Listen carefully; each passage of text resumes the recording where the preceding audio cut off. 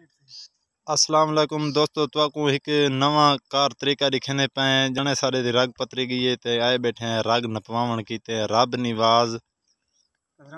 کسرانی بہوں وڈا قابل ہے بھنی تروٹی دا بہوں قابل ہے رب نواز ہی تھا تو کیا لگ دے رگ پتری کھڑی ہے یا کانا رگ تو پتری کھڑی ہے اچھا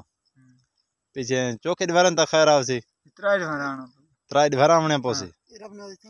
واہ بے واہ بھنی تروٹی بدھے میں رہندے ہو ہاں بھنیا تروٹیاں دے ہیں بستے ہیں اچھا واہ بے واہ بھنی تروٹی تے چوکھا عرصہ لگ ویندا رہندے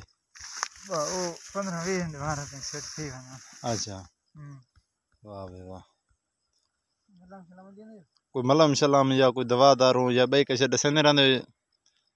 او اپنا ہر کینا حساب کتاب ہوندے دیکھنا پوندی ہے جی ہاں جی بھنی کھڑی رہندی ہے اچھا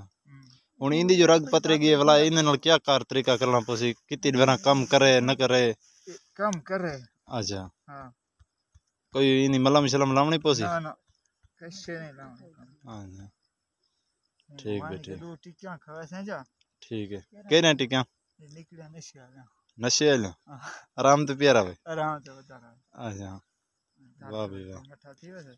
ٹھیک ہے سائیں ٹھیک ہے مہربانی